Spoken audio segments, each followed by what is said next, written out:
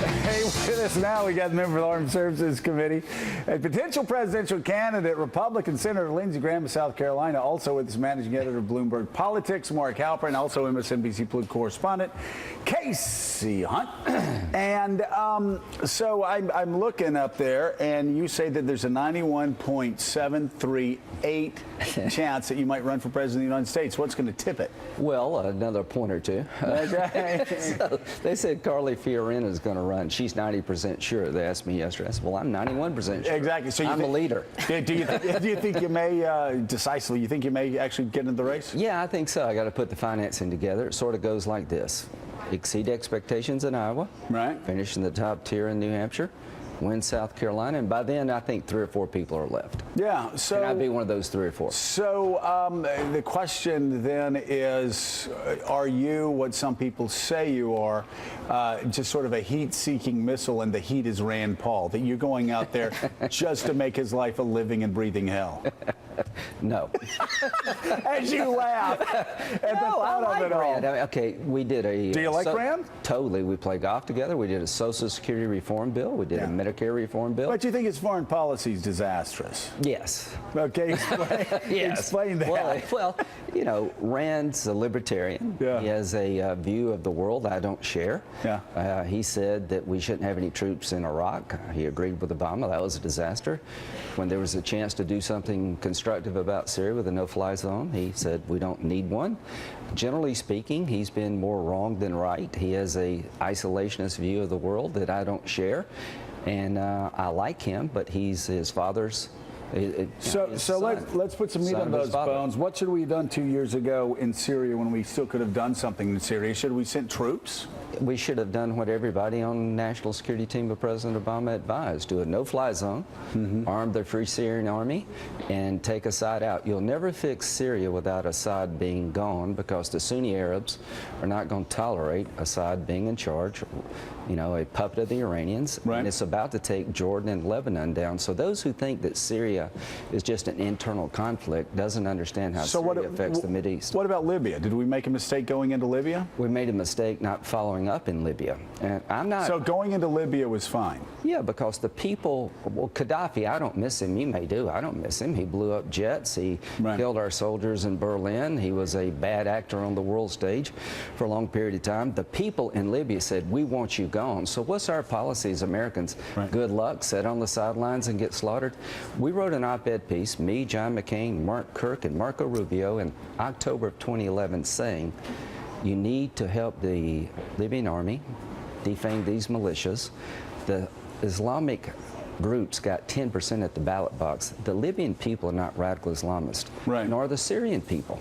So this whole idea, their problems are their problems, makes no sense, because radical Islam is trying to kill us, not because we went into Libya and Iraq, because we just don't agree with their religion. So was the Middle East a more stable, secure place? Was the world a more secure place when you brought up Gaddafi? When Gaddafi was in power, Saddam Hussein was in power, and Assad was in power? No, I don't think so. Because none of these conflicts were going on. And if Gaddafi were still alive and in power, we wouldn't have Libya in a state of anarchy, would we? Well, here's what I say. Radical Islam is not a grievance about us supporting dictators. We were hit on September the 11th, 2001. Gaddafi was in power, Saddam Hussein was in power. We didn't have one soldier in Afghanistan, not one penny of aid, not even an embassy. So to those who think that we brought this on ourselves, you don't understand what Al-Qaeda and those people are trying to do. This is a religious war. They're trying to purify their religion. They're trying to create a caliphate in the Mideast, destroy Israel, and come after us. You know, I could talk to you for like 8 hours on this, and would love for you to come back, but I'm going to turn it over to the table. I don't buy the construct we bought this on ourselves. I do have to say this, though. One of the biggest lies, and I think it shows total ignorance of the history of radical Islam going back 50, 60, 70 years, is that they hate us because of 9/11. 9/11, Right. which Ron Paul said. That's all I'm trying to say. Are they hate us because of this, that, or the other? Liberals always mock conservatives when they said they hate us for our freedom. You know why they hate us? They hate us for our freedom. Qutb hated us for our freedom. Ayatollah Khomeini hated us for our freedom, and they said as much. And that's one thing that Larry Wright in the Looming Towers talks about. You know who they hate more than me and you? People in their own faith. Well, they hate Shiite. They want a master religion. Yeah. The Nazis want a master race. Yeah. And somebody's got to stand up to these people, and we're going to be one of those somebody. By the way, it isn't just a war on the West. It's a war on Islam, inside of Islam, more than it is even a war on the West. Mark Yes, it Alfred. is. Senator, I want to take you back to politics for a minute. The party's Okay. shopping for somebody who can beat Hillary Clinton. Right. You and Hillary Clinton, I believe it's fair to say, are close personal friends. How can the party trust you to ferociously take her on and make you their nominee if you're close friends with her? Well, that would disqualify Jeb because apparently Bill is like his illegitimate brother. At the end of By the day, way, you just made news. Thank you. Keep going. the bottom line is there used to be a day in American politics where you could like people and say, you're going to take the country one way, I'm going to take it another way. You're not a bad person, I just disagree with you. I don't dislike Hillary Clinton. I think she's the third term of Barack Obama. I think she's the architect of failed foreign policy. Her and Bill did a better job of selling Obamacare than he did.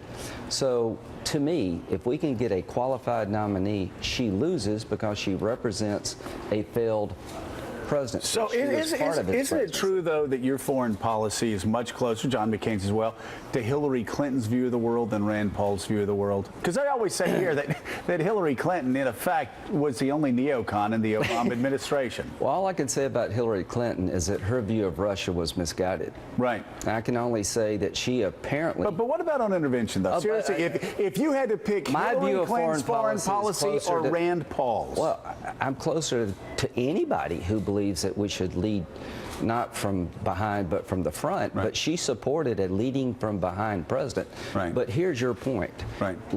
Rand Paul is one step behind leading from behind. So yes, even Obama is more aggressive. Obama believes you can kill Anwar al-Awlaki without getting a court order. Obama believes you can hold enemy combatants, unlawful enemy combatants, at Gitmo without a criminal trial because this is law of war detention. So Rand Paul is behind Obama, not just Hillary Clinton. Senator, I want to take you back to politics. Also, I'm curious. South Carolina has prided itself for many years on picking Republican presidents, although it got a little screwed up with Little Newt hiccup here Gingrich last time. in 2012. Guy we know and love. A little bit of it. But we like Newt. We love Newt. Clearly, We yes. have an interesting past with Newt. It is very deep and very Let me tell complicated. you, Newt can get over a lot because, in fact, he By the likes way, being I was going to say the guy, seriously, he's got that Bill Clinton thing where he has no memory because he's nice to us. I'm sorry, go ahead. So I'm the coup was in interested- my office and he was there. So anyway, go ahead. Aside from you, Yeah. who is capable of winning South Carolina in 2016? I think Jeb would do well. The Bushes are well liked. Anybody who wins New Hampshire, other than the Mitt Romney, I like Mitt Romney, but he would never play. I don't think Chris Christie would go from New Hampshire to South Carolina. Marco would. Anybody that wins New Hampshire is going to do pretty well in South Carolina. Don't discount how New Hampshire affects South Carolina. But Marco, Jeb, there are several people that could do well. All right, Lindsey, thank you so much for being with us. Thank you. Come back again. I'd love to talk about not only presidential politics and foreign policy, but South Carolina, Charleston, what happened at Boeing this past week. It's looking pretty good. Big deal. I remember deal. when I first met Joe, I said, Joe, you'll have your own cable show one day. And this was before cable. Exactly. 1924. All right. Thank you so much, Lindsey. Thanks, buddy. Good to see you.